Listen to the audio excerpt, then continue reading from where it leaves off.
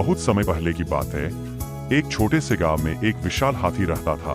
वह बहुत ही शक्तिशाली और समझदार था, लेकिन उसके स्वभाव में थोड़ा गुस्सा भी था। गांव के लोग उससे थोड़ा डरते थे, लेकिन उसकी मदद के बिना उनका काम नहीं चलता था। एक दिन गांव के बच्चों ने हाथी को परेशान करने का सोचा। उन्होंने उसे परेशान करने के लिए उसके रास्ते में पत्थर डाल दिए और शोर मचाया। हाथी को गुस्सा आ गया, लेकिन उसने बच्चों को नुकसान नहीं पहुंचाया। वह चुपचाप गांव से बाहर चला गया। लेकिन बच्चे हर बार उसे परेशान करते रहे और एक दिन हाथी का धैर्य जवाब दे गया। गुस्से में हाथी ने बच्चों का पीछा किया और बच्चे डर के मारे भागने लगे। यह देखकर गांव के बुजुर्ग हाथी के पास आए और उसे शांत करने की कोशिश की। बुजुर्गों ने हाथी से कहा, बच्चे ना समझे, लेकिन तुम तो समझदार हो।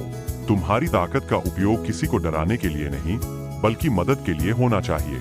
हाथी को अपनी गलती का एहसास हुआ। उसने गुस्से को छोड़ दिया और फिर से शांत स्वभाव में गांव में वापस आ गया। बच्चों ने भी अपनी गलती मानी और वादा किया कि वे फिर कभी उसे परेशान नहीं करेंगे। एक दिन गांव में भयंकर सूखा पड़ गया।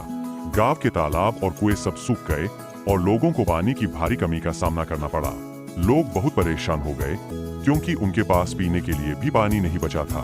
तभी किसी ने सुझाव दिया, हाथी तो बड़ा और ताकतवर है, अगर वह चाहे तो हमारी मदद कर सकता है। सभी गांव वाले हाथी के पास गए और उससे मदद की गुहार लगाई।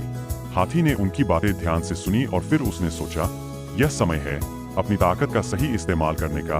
उसने सभी गांव वालों से कहा, मैं जंगल के उस तरफ एक बड़ा तालाब जानता हूँ, वहां से पानी लाकर आप सबकी मदद कर सकता हूँ। हाथी ने बिना देरी किए तालाब का रास्ता पकड़ा और अपने सूंड में ढेर सारा पानी भरकर गांव में लाने लगा।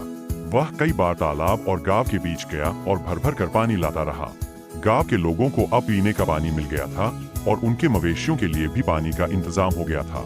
गांव वाले हाथी की इस मदद से बहुत खुश हुए और उन्होंने उसका आभार प्रकट किया। सभी ने मिलकर उसका सम्मान किया और वादा किया कि वे कभी भी उसे परेशान नहीं करेंगे। इस तरह हाथी ने अपनी शक्ति का उपयोग गांव की भलाई के लिए किया और गुस्से को छोड़कर लोगों के बीच अपनी अलग जगह बना ली। अब हर कोई हाथी से प्यार करने लगा और बच्चे भी उसकी कहानी सुन सुनकर उससे सीखने लगे कि ताकत का सही इस्तेमाल ही सच्ची ताकत होती है।